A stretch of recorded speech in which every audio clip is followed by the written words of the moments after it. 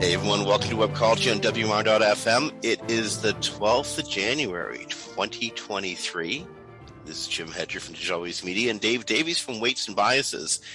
And we're joined today by Dixon Jones from Inlinks.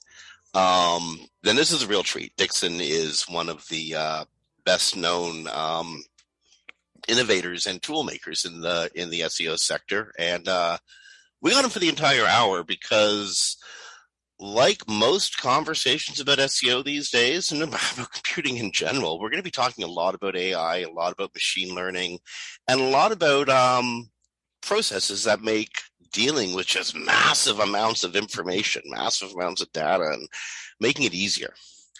So Dixon, welcome back to Webcology. You haven't been here for a few years, so it's wonderful having you back again.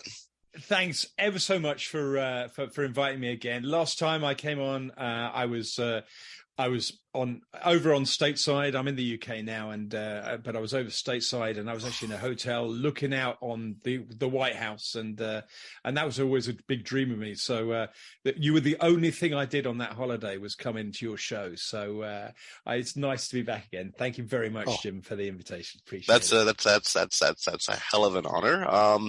You travel a lot. You have a lot with your job. Yeah. Have you been traveling? Have you been traveling as much since the world has reopened after the? No, I've been stateside. I went to a thing called SEO Rockstars last November. I got out to Slovenia. I host I'm an MC for a conference in Slovenia called In Orbit, which is pretty good, which was enjoyable. And I know Slovenia sounds like an awful long way from a lot of people, a lot of viewers, but it's a lovely country if you ever get to go there. And so I've been traveling a bit. I went out to Barbados SEO. So I guess so. Yeah, I'm getting back into the groove. Yeah.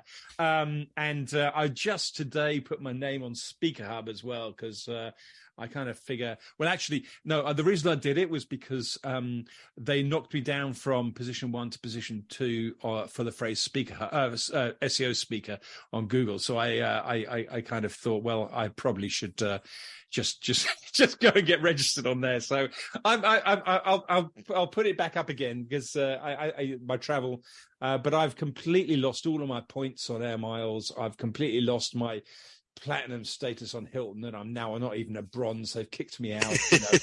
So I'm going back to Marriott now. I mean, they threw me off. The fact that I've been ill for, COVID for 2 years. It did stop everything, really, didn't it?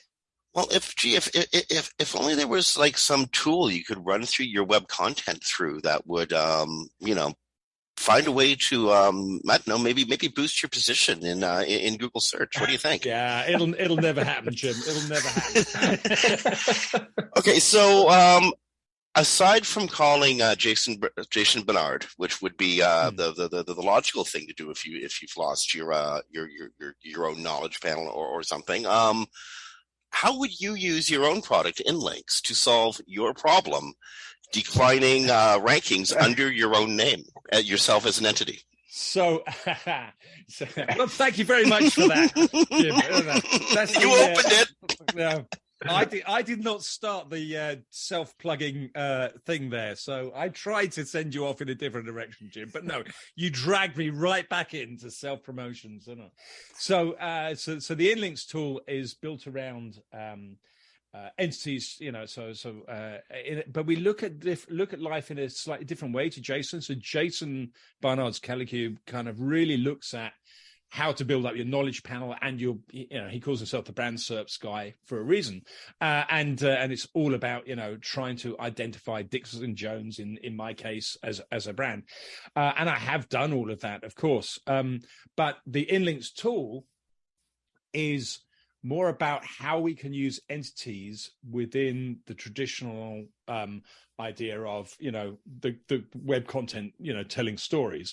And the idea is that, when you read a page of web text, you can either read the words, or you can read the words as a machine and put them all into underlying entities. So,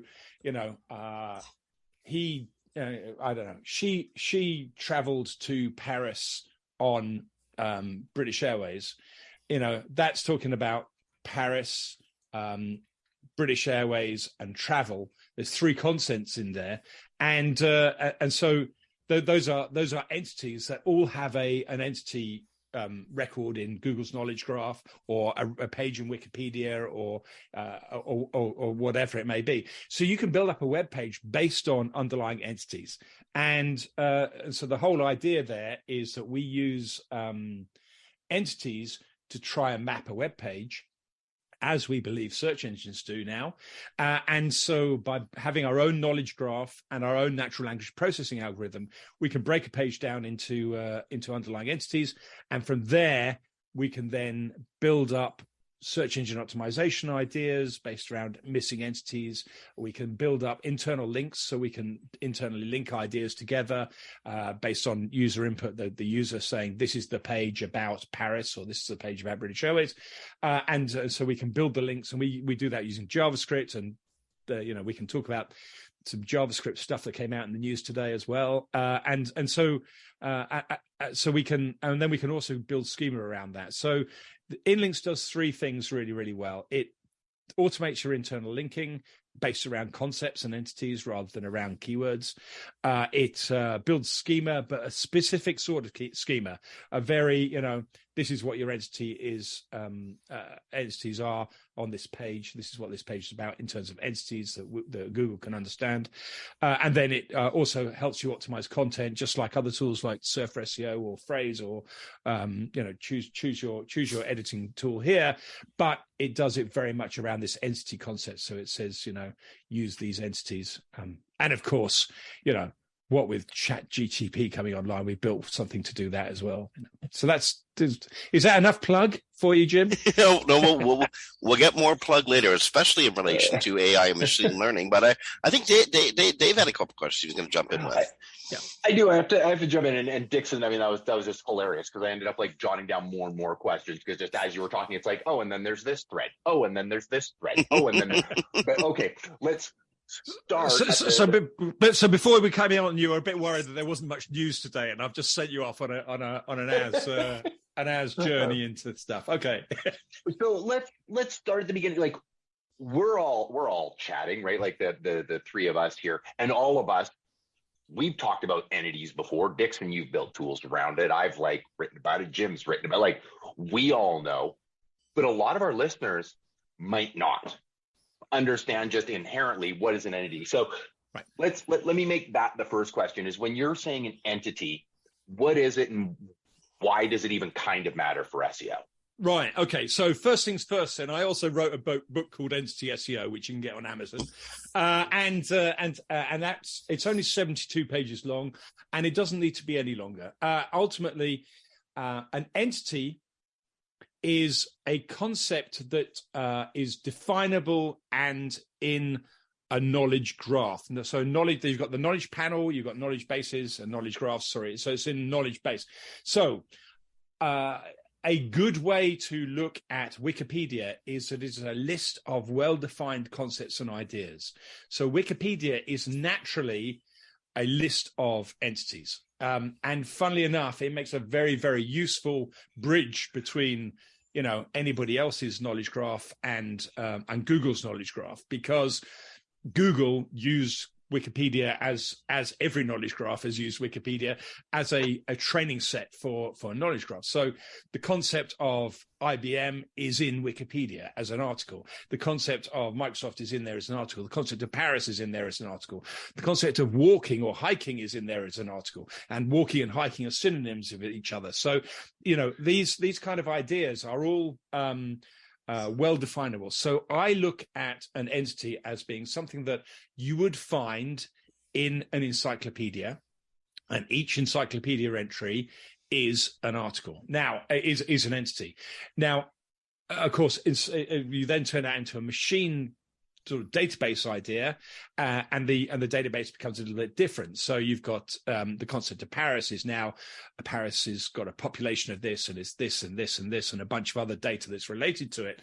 But nevertheless, it still has a record for Paris. It still has a record for British Airways. So it's just the idea of describing keywords in terms of defined entities that are in the knowledge graph. And by the knowledge graph, I'm probably referring to Google's, but sometimes I'm referring to ours, because I have a knowledge graph as well. And sometimes I might be referring to Wikipedia because Wikipedia is a knowledge graph. They're all knowledge graphs. They're all sets of data that we've defined, concepts that we understand.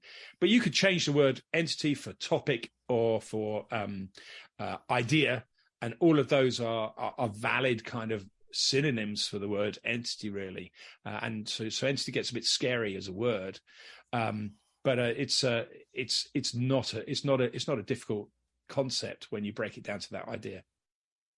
It's complex in its simplicity, right? Like I think you described it really, really well there.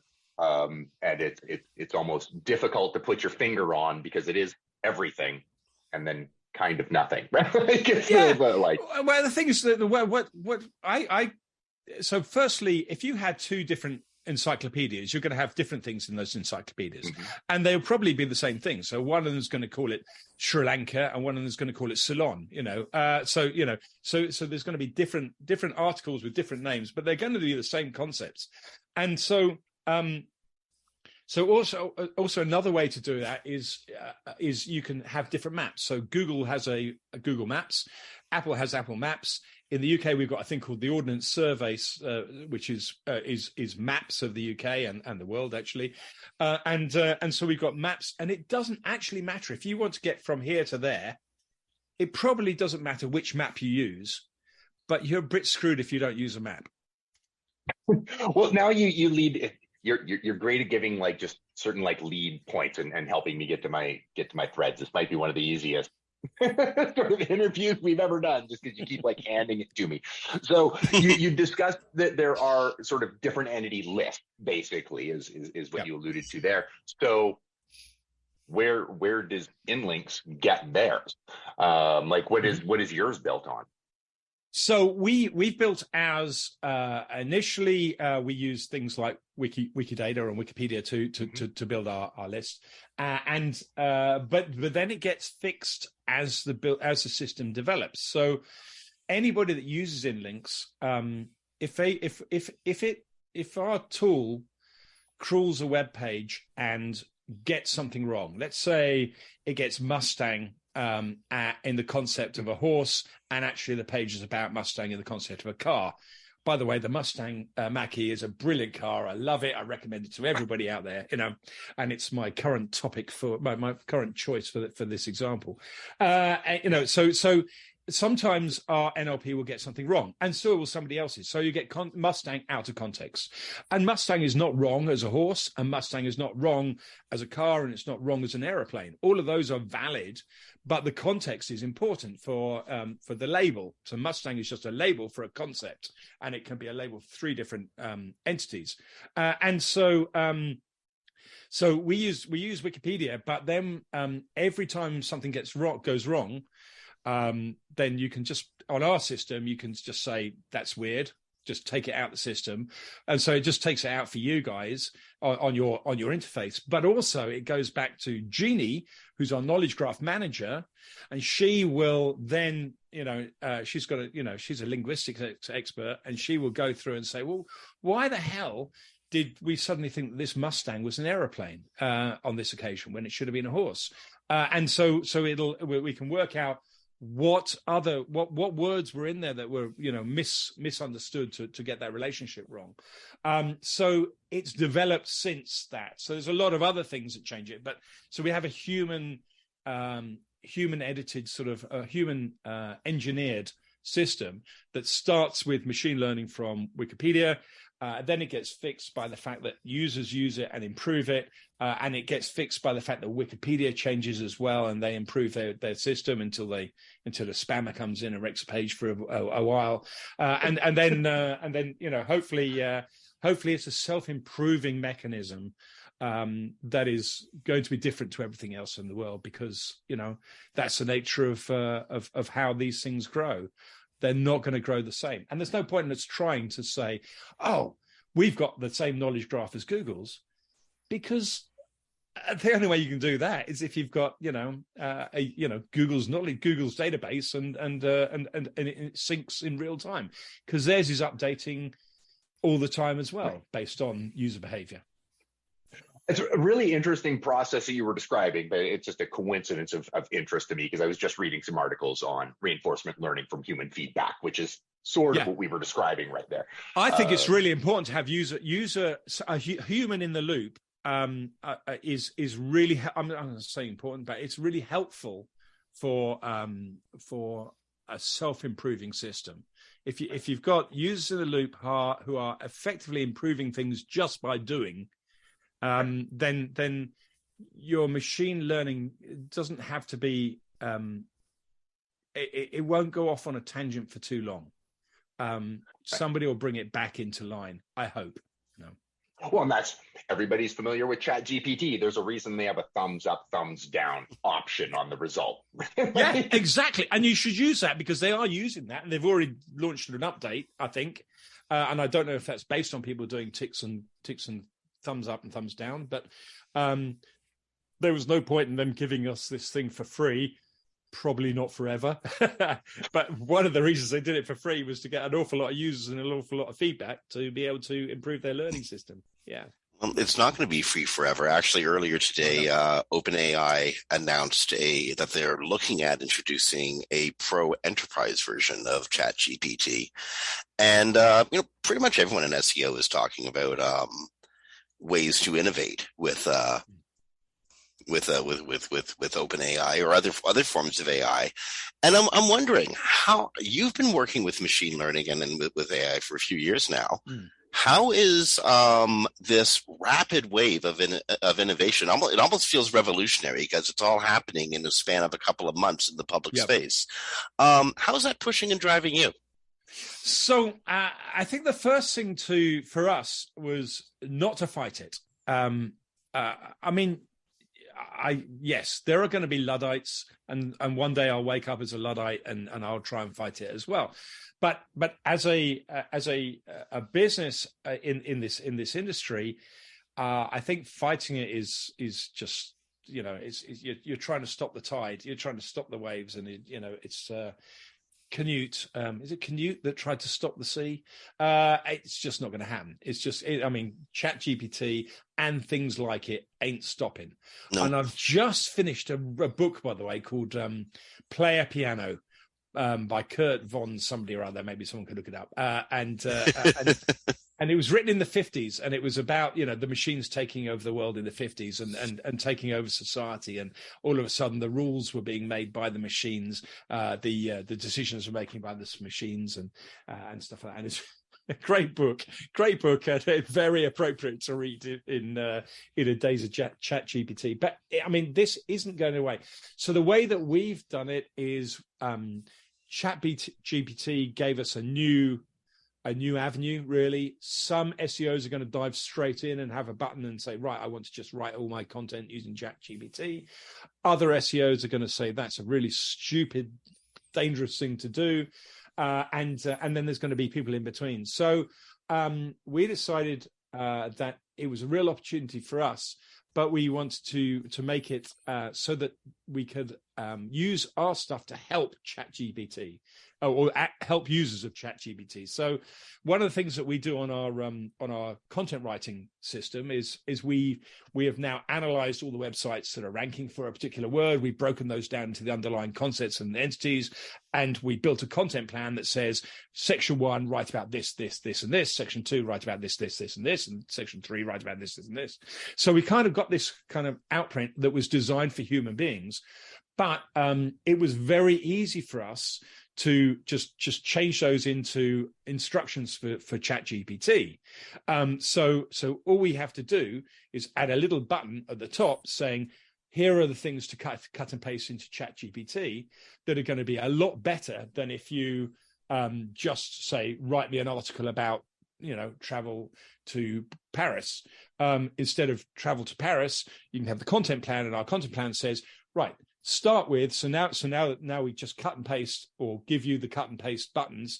So you cut and paste into ChatGPT, start with whatever has come out the system. So we sit there and say, right, your introduction should cover the popular, the environment of Paris and the surrounding area in 300 words or less. The next section should talk about airlines that fly to Paris. New customers, download the DraftKings Sportsbook app and use code DEFEND to get $200 in bonus bets instantly when you place a $5 bet on anything. That's code DEFEND. Only at DraftKings Sportsbook. Gambling problem? Call 1-800-GAMBLER. 21 and over and physically present in Ohio. Valid one offer per first-time depositors who have not already redeemed $200 in free bets via pre-launch offer. Minimum $5 deposit and wager. $200 issued as bonus bets. Eligibility restrictions apply. See dkng.co/OH for terms. The next line should talk about the best hotels in Paris, etc. So you cut and paste by sections.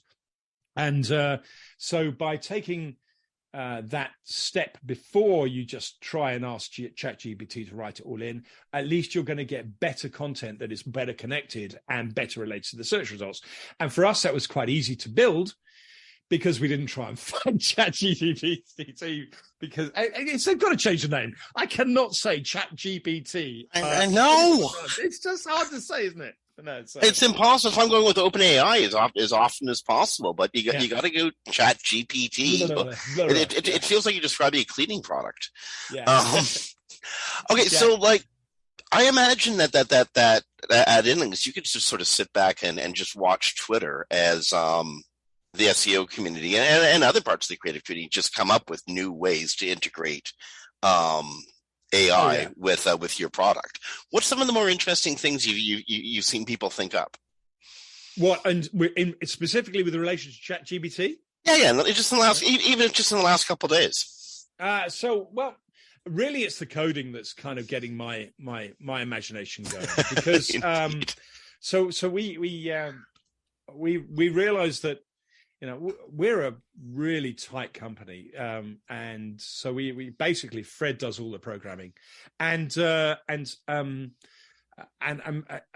all I've ever tried to do as a CEO is to keep everything apart from programming off of Fred's desk, so that he doesn't have to worry about anything else. He doesn't have to worry about where his next meal's coming from. He doesn't have to worry about, you know, any other bits and pieces. As long as he's programming, the product is developing.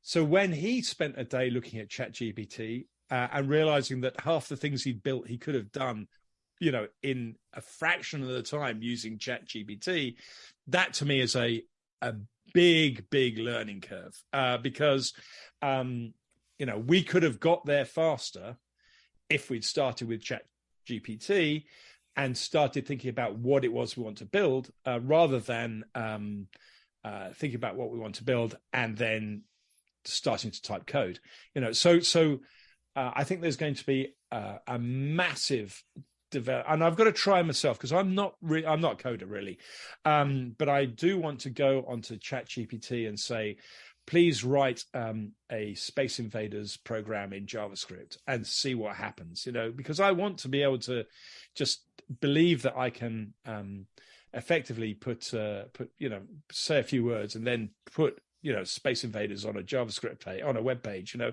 And it doesn't sound like it's too difficult to do.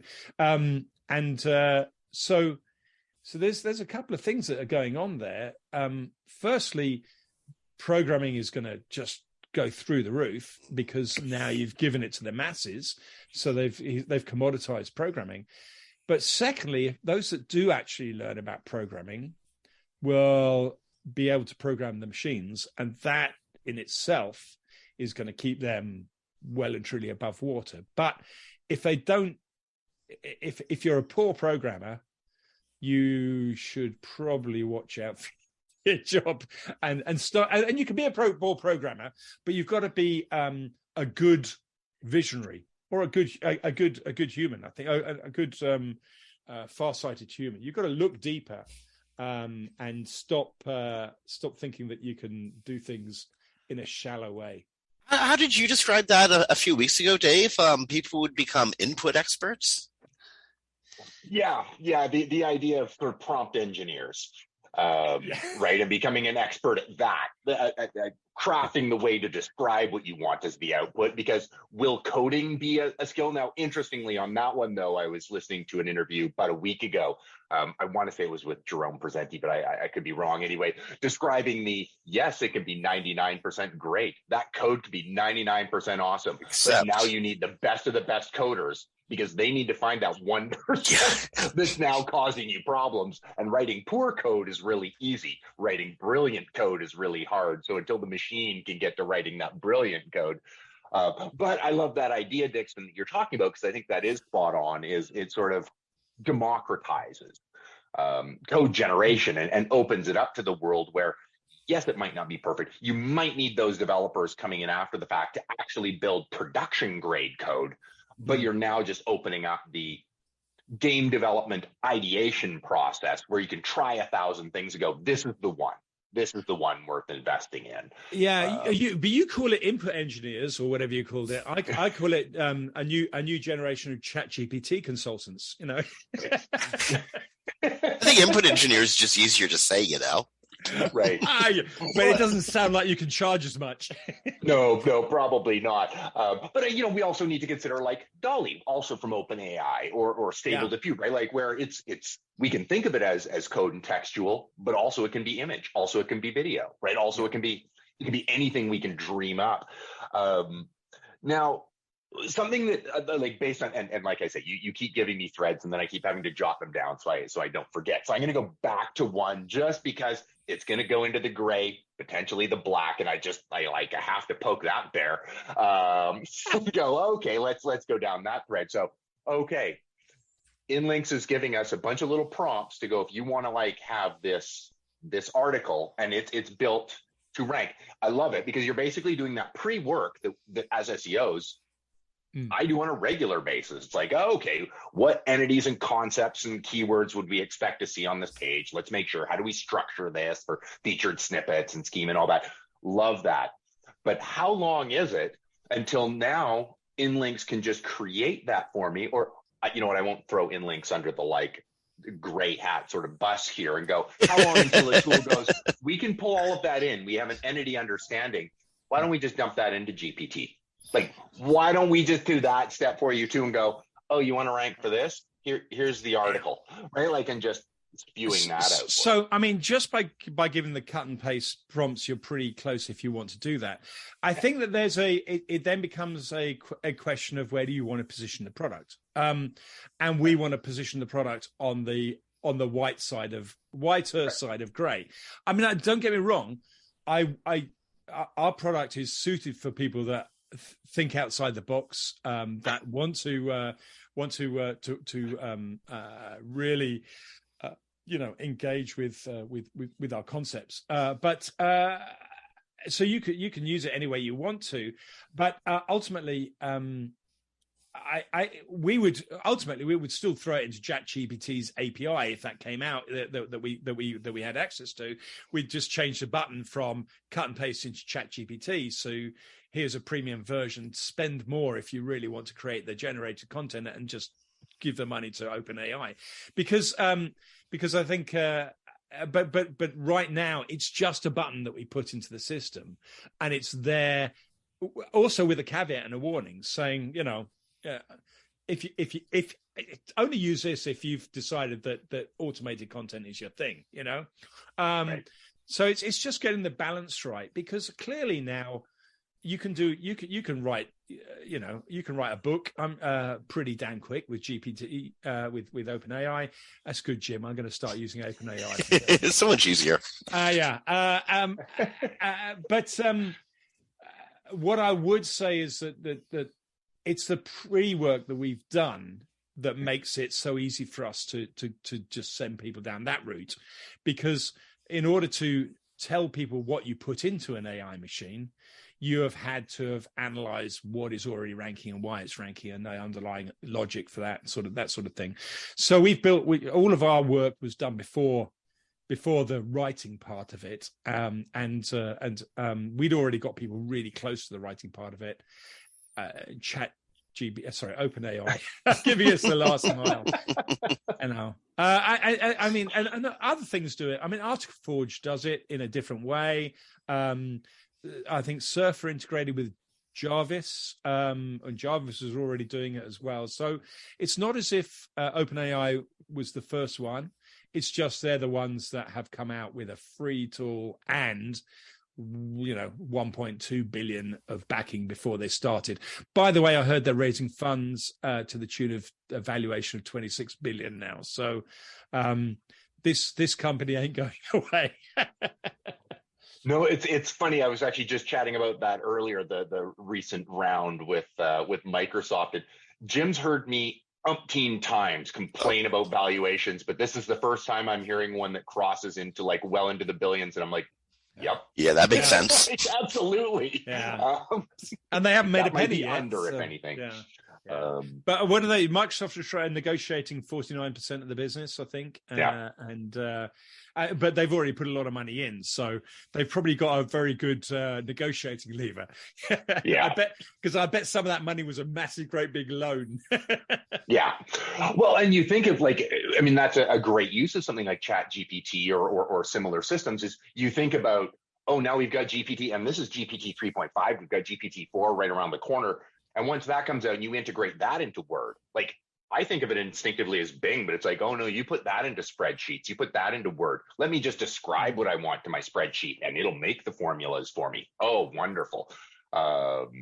There's a difference maker over Google, I think, in that case. But absolutely. And that's going to go. It's going to be, you want to take it a step further, you can sit there and say, right, now build me a 3D model, a 3D visualization of using DALL-E 4.5.0, 6.0 that I can put onto my Facebook Oculus Quest so that I can, fix my Mustang when it goes wrong. We carry on going. So I think goes way beyond. Well, in fact, SEO is a very, very small part of the game. But I do think that the way that we have to, as SEOs, integrate with OpenAI and automated text is that text is trained on stuff. And what we need to do as SEOs is help our clients to be the recommendation within the text that comes out the other end. So when we say, give me an ideal itinerary for Paris, then, you've got to have the Paris Hilton in there if you're the Hilton's client, because, so what you're trying to do is try and find the underlying training sets for these tools, influence them, make the Paris Hilton synonymous with the concepts of Hilton and hotels, with Paris and hotels, so that the API, the OpenAI, physically says go to this one. Where you go, There had to be a Paris Hilton joke in there somewhere, didn't there? Yeah, there's there are two ways to see Paris Hilton for sure. I got engaged in the Paris Hilton. Not the direction I have to go. We touched on it earlier. I want to make sure we loop back to it because, again, Dixon, you give just far too many threads here to go chasing down. Sorry, shall I talk in one syllable?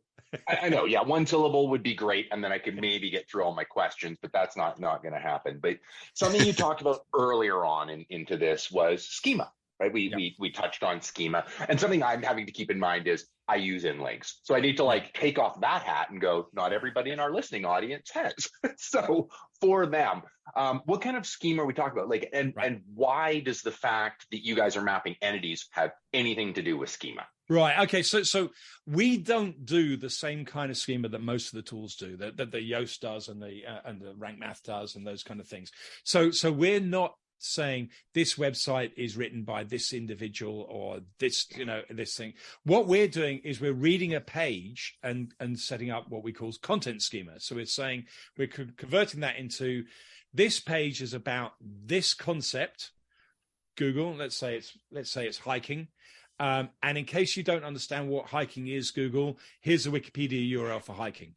Yeah, so that it can map on to a definition that we can all agree on, and so it's about hiking and Snowdonia and Snowdon, which is the biggest mountain in Snowdonia, funnily enough. So it's about those three things. So then once you've done that, you've pretty much identified what this page is about, and so that schema just says the content on this page is about these things. Now, the cynic amongst us, or the very old amongst us, could say, isn't that just keyword stuffing, as we had before? And there is an argument to say that's true, and I think that's where there is a weakness in the knowledge graph. But you've got to map it onto something that the other party understands. So there's only a limited number of concepts in Google's knowledge graph, and if you can't relate it to that knowledge graph entities, then it won't work. And also, if you start stuffing a page and saying it's about these 20 things, it becomes about nothing. It's really good if you talk about. So there's a railway that goes up Snowdon, which is just the abomination of going on a good hike. But ultimately, there is a railway that goes up the tallest mountain in Wales, and so if you talk about Snowdon, hiking, and Wales, it's absolute and train. Then pretty much it absolutely says that this is a page about taking the train up and walking down, or one way or the other. You only need those three entities to triangulate the real meaning of that page. And anybody that is asking the question, how can I get up to the top of the Snowdon easily, is going to want that content that triangulates with those 3 points. So you can take that to 4 points or 5 points, but if you take it up to 6 points, you probably have narrowed your world down to something that is either impossible or completely not answering a problem that anybody's actually got. So you can only put a few things in there to guide the system and triangulate the underlying meaning. You can't start stuffing it, and if you do start stuffing it, you actually shoot yourself in the foot. So it is different, and it's a very different type of schema to this is the author of this is Jim Hedger, and we know that Jim Hedger is an expert in SEO and in podcasting, and so these are the things that Jim Hedger is good at, which means that if Jim Hedger posts something, then you should if I was a search engine, I would be building algorithms that would respect things that Jim Hedger writes about SEO and podcasting. You hear that, Danny? But not things about Snowdonia and trains. It's not his forte. Bill Gates is not an expert in music. And we can't all be good at everything, and nor can a web page. Great way to word that. I find it funny the example you gave, because you picked one of the very few places in Wales I've ever been on a trip to Dalgow or Dalgothai, as you might list it off, and just this peculiar little town that apparently the pubs are open 24 hours, but try and get food after 10 o'clock at night, and that's not going to happen. But a lovely area, by the way. So beautiful. So what would your suggestion be, for people? I want to pick your brain on this one. So you have a page.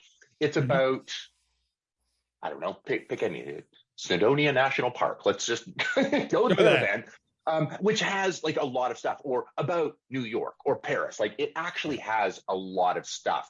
How do you decide in your head, or is it just a case by case, that when sort of thing, and go, what concepts should I be including on this page?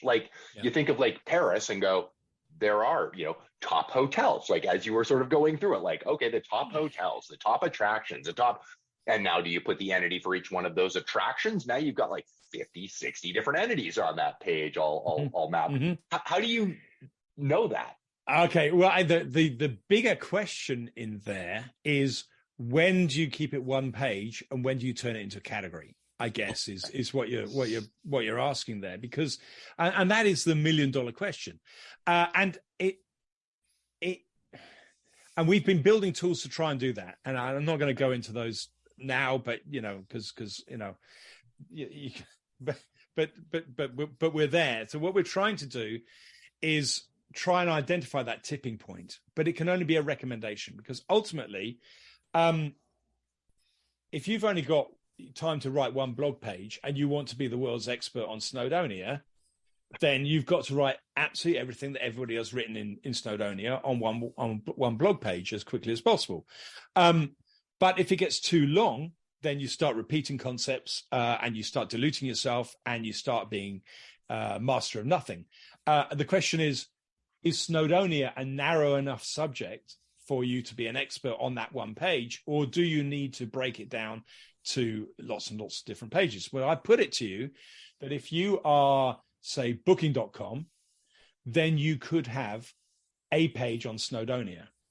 And that's because you cover the whole wide world and you're talking about travel in concepts of areas, you know. However, if you are writing a website about Snowdonia and you're only interested in Snowdonia and you're a local travel guide, for example, one page on Snowdonia is not going to do it if your whole website is about Snowdonia. So you need to break it down into bigger things. The question is, when does it become a category? Of course, and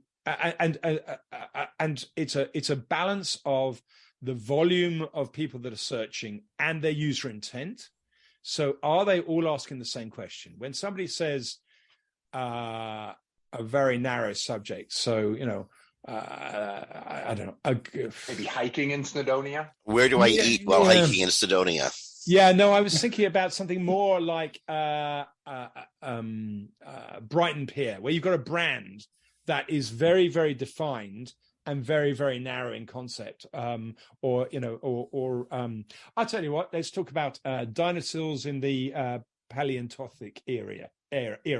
I don't know if there is a Paleontothic era. I'm pretty sure I made that word up. But, you know, we're going away from commercial intent. We're going very, very narrow. And then when you talk about a particular, do you then want to have a different page for each type of dinosaurs that was live then, or do you want to have one page? It then becomes pretty obvious, but only if you understand your own business, you know? If you're a site talking about ancient history, then one page will probably do the job. If you're talking about dinosaurs, then one page ain't going to do the job. So the way that we try and tackle the problem is that we build a knowledge graph of your own website. So when you start the system, it reads all your own topics, and if you've mentioned T-Rexes 10 times, then of course you may have a page, then you should have a page for T-Rex. If you then end up talking about T-Rex on your website lots more times because you built lots more pages and keep on mentioning T-Rex, we'll carry on linking to the T-Rex page in that process. But ultimately, at some point, it's going to say, you know what, you've talked about T-Rex in the concept of size, you've talked about T-Rex in the concept of era, you've talked about T-Rex in the concept of reptiles, you now need probably a category for T-Rex because you've outgrown a page for the concept, really. So now, after you've got all your gaps, you've got to talk about pterodactyl first.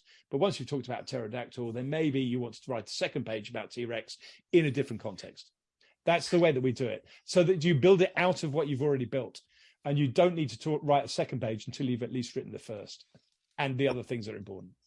I remember in the very early days, this is even before the concept of search engines, before Alta Vista had been invented. I had a cyber cafe back in, say, 1994, 95. Ooh. And we were talking about using the Dewey Decimal System to order the internet. And as you were talking, Dixon, it's just occurred to me that over the years, it's always been about the best way to find order in information. Yeah. The internet, that's you could write a history of the internet, just thinking about the taxonomy of information, how things should be laid out to get from point A to point Z. In 2016, when you were working with Majestic, your team sent a representation of the internet, a model of the internet, and then had it constructed in outer space. You're about to show us that model. I haven't got the model with me. I've got the model's in Majestic's HQ. but this is a certificate of authenticity. I'm this is sorry. a WKRP moment. It's a podcast, isn't it? So I'm sorry. A certificate of authenticity from Michael. I don't know who Michael Schneider is, the co-founder of anyway, ISS Increment 50. So it's a 50th thing printed on the 3D printer on the International Space Station. Okay, so that was a major conceptual art piece that actually earned you and the team at Majestic a Queen's Award for Enterprise and Innovation. But good memory. Yeah. I'm curious. That was a very different web than the web we're working on today, even though it's all about ordering information and finding the best way to get people from point A to point Z and get them to where they're going. Again, I think I'm trying to poke at your philosophy of building tools for people using a web that is changing so rapidly, and pivoting as things change. And I guess the question is, how do you see the inflection point coming ahead of time? A change is coming. Here it is. I'm going to develop a tool to meet this need. How do you see that? For me, the inflection point came the second that Google paid a huge amount of money for a thing that I hadn't really paid attention to called Freebase, and Freebase had never earned any money. Sounds a little bit like OpenAI right now, doesn't it? But anyway, so that was 2014, wasn't it? I think, Jim, I don't know. So MetaWeb was bought then by Google, and they hadn't made any money, and yet they had an undisclosed sum that they sold it for, but it sounded like an awful lot of money. Mm-hmm. And so at that point, I thought, I need to know why that was changing, because they built this web of ideas that as they called it at the time. Freebase was a big database as far as I could understand. Why was it so important? And I remember, there were a few people, myself, Bill Slawski, in later years, Jason, but back then, me and Bill were the only ones at PubCon that were talking about entities, really. And I was really scrabbling to try and understand how the damn thing worked. It's why I wrote the book, because I was trying to write it down to figure it out.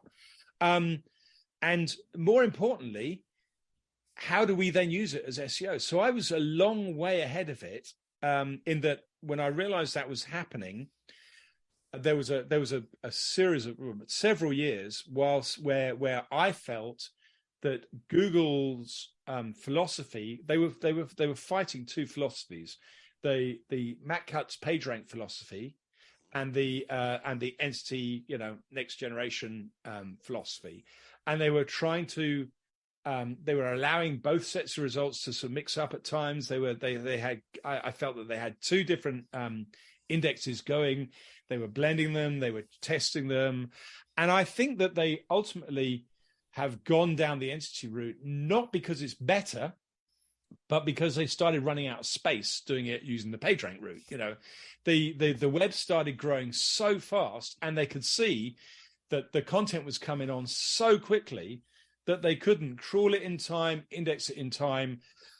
Their main algorithms were iterative. So in other words, in order to find out, whether that page should rank for a particular word, they needed to crawl every other page on the internet to do the link maps to do that.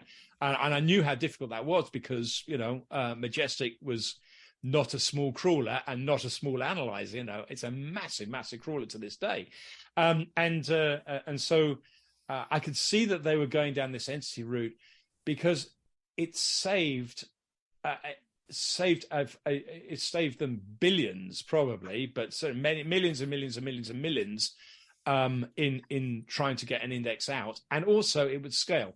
You could scale the concept. There's trillions and trillions and trillions of web pages, but only hundreds of billions of ideas. So all of a sudden, if you organize the world's information by the number of ideas, you have a lot less records than or doing it by the number of web pages, most of which are crap. An idea may be crap, But ultimately, you put it there and no one cares about it, so you don't need to do much mapping to say it's a crap idea and it's only related to these other 4 ideas. So I think it was a fundamental scaling issue for Google that tipped them over the edge, and I could see it happening quite a long way in advance, I think. Well, if there was a lot of content being created back in 2014, 2015, 2016, I can't imagine what 2023 is going to look like. There's going to be just tremendous. Are you able to keep up? Is Majestic able to keep up? Is Google able to keep up? So so there is a web page on the internet where you can see how many web pages Majestic is crawling every day, and it's a public information announcement. I don't know if they will always keep that up. I don't have a day-to-day input on Majestic these days, so I didn't mean to use. I didn't need to put you on the spot with Majestic specifically, but as a crawler, it was. I think no. I think Google will have to stop trying to crawl every page on the internet, probably, and not without reason. However, things like PageRank still really help to say which of those pages they could crawl. So I think that the maths may come all back round, not for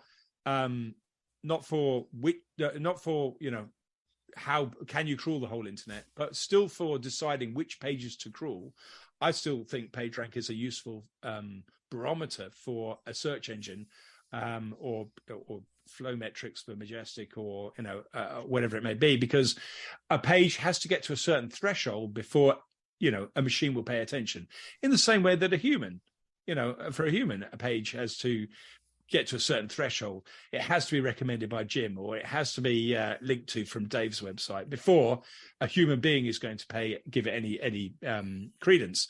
And I think that will continue. So it becomes a case of no search engine was ever going to crawl the whole web, because even I, before I had OpenAI to play with, could write a PHP program that says, here's a web page, click on this link, and it comes up with a new web page with a different URL, and you click on this web page. And so I could create an infinite web, even with 3 lines of PHP. So I'm sure that there are multiple areas of the internet where there are infinite loops that are out there. So you can't crawl the whole web page, whole website, whole internet, sorry. I never could. It's just the cutoff point is just going to have to grow. That doesn't mean to say, in my opinion, and I am guessing now, that just because content is built by a machine, it doesn't mean it won't rank. And that was already the case. So stock market prices, if you wanted to look for the stock market price of Microsoft, the chances are you're going to get a machine-generated page, and you have been for the last 20 years. In fact, you're probably just going to get Google telling you the answer, or Yahoo telling you the answer, depending on where you look. But the answers, the pages that still come back in the results, are going to show you pretty much live information based on computerized, data coming straight out of the NASDAQ, the New York Stock Exchange. So machine-generated content has been around for a long period of time. It's just that it's now sounds like creative writing that's new. Not just, it's a massive lead, don't get me wrong. But some of that content will be good if it's got the reputation behind it of a person that you believe to be an expert in the subject matter and has edited that documentation or fact check that documentation. I don't know if you saw that Bankrate were publicly saying that they were computer AI generating some of their content there, and then it's being thoroughly checked by professionals. It's kind of interesting that, because Danny Sullivan came in and checked on it, and it sounds to me like Google being what Google does, they were slightly vague in what they were saying, but I get the impression that Bankrate is not going to get banned from Google for that. I don't know what you think. I think Danny was quite clear about it, and he wrote, I think just this morning, As said before, when asked about AI, content created primarily for search engine rankings, however it's done, is against our guidance. If content is helpful and created for people first, then it's not an issue. Yeah, yeah. That's pretty clear. I think that's fairly clear. It's not easy to know where the line is for SEOs because we're very bad at seeing the line. Well, again, if you are, I tried to explain this to a client the other day. If you are your content is moving the user to a goal and explaining what they're going to get as they get there, what the all the benefits or whatever, then you're probably helping them. If you're just writing content to attract the search engine and playing the law of averages by getting a lot of people on your website and you're playing a volume game, chances are there's better content on the topic that Google could rank ahead of you. Probably, possibly, maybe, not necessarily. So my counter argument would be, if you're going to call yourself an SEO, as we do, haven't we already stepped on the wrong side of Danny's comment there, in that, our job as SEOs is to generate content that is going to get organic traffic. So we are already defining ourselves as the wrong side of that line. Yes and no. I would argue our job is to make content as visible and clear as possible so that it is optimized for the Google ecosystem. And in doing that, we're not manipulating Google. In fact, we're clarifying things for Google. That would be my counter argument. Yeah, which gives us a lovely, great big gray area for Google to swim in, doesn't it? Ultimately, the job of the SEO is to adapt. Dave's got to go. We all have hard stops that we got to jump soon. But the job of the SEO is to adapt, and tools like Inlinks or before Inlinks, so that you were working with Majestic. Those are all tools that help us adapt to new environments and new challenges as they come along. And there's going to be ways to use Chat GPT X OpenAI beneficially to users, and not necessarily just to screw with Google. Yeah, I think that the best uses of OpenAI will not be for search engine optimization. The best uses will be for documentation of products, for training manuals, for training systems. There's going to be massive amounts of value for content that is informed from documentation. To be able to take a long book and get it summarized in less than 60 seconds is a really powerful thing that the system can do. So it could also take the manual of the Mustang and summarize that, or answer the questions, or when you sit there and say, how do I change the rear motor, out pops out all the instructions, and as if they built this training program for you, years before, ready for the day that you needed to change that motor. And I think that's great, because if that system is continually learning, then if they change the model of the motor, or if they change the design of the Mustang or whatever, the system updates. It's so powerful and so transformative for our lifestyles that, of course, it's like the iPhone. It's just going to change our worlds. How Google deals with what's going to be the fallout of that, I don't know. The code red, Google going, oh shit, they've got something better than a search engine now, is going to be a really interesting game. And I'm just going to sit on the outside, as I always have, looking in and saying, well, our job, as you say, Jim, as SEOs, is to deal with the landscape we've got. If the landscape changes, we ain't going to go out of a job. What we're going to do is have to adapt, as we always have, to find out what the new environment is, to work out how your clients can work in that environment. And if your clients can't work in that environment, get new clients. Indeed, and in fact, I'm afraid we're going to have to make this the final point because we really do got to close up. You are a great example of this. Years ago, links were everything in SEO. Links were the way you moved the needle. Yep. And what you became a marketing director of the largest link analysis company on the planet. Yeah. That started to peter out. Google started to change its algorithms and look more closely at the veracity and strength of content. You adapted, moved, and founded a company that deals with the veracity and strength and connections in content. Yeah, I did. Adaptation.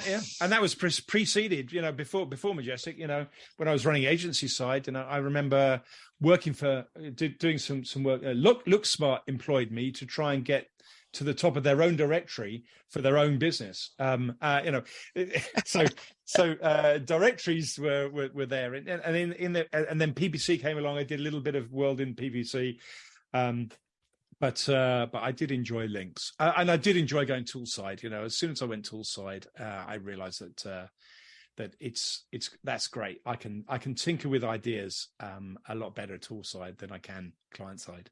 All the SEOs like myself working client side just dream of being like you tool side guys, sitting there with your feet up on your desk, smoking cigars lit by dollar bills. Taking Fridays off, yeah. Taking Fridays off, just willy-nilly, anytime you want. Dixon Jones, founder of Inlinks and one of the great innovators in the SEO field. Thank you so much for joining us on Webcology today, man. It's been a treat. Pleasure. Absolute pleasure. Thank you very much. We'll have to have you back a lot sooner because this is a lot of fun. Dixon, thank you so much, man. Cheers. See you guys. Friends, that was Dixon Jones, again, founder of Inlinks. And Dave's had to split. We went overtime in this interview. That was like way so much fun. So I'm going to be closing the show. Rank well, stay safe. We'll be talking to you next week. This is Dave's last couple weeks on the show. So pass the podcast around. Let people know that that Dave Davies is moving on, and next week we'll have another couple of interesting guests to come in, and hopefully fet Dave on his new journeys. Thank you so much for listening, and we will talk to you next week. Stay well.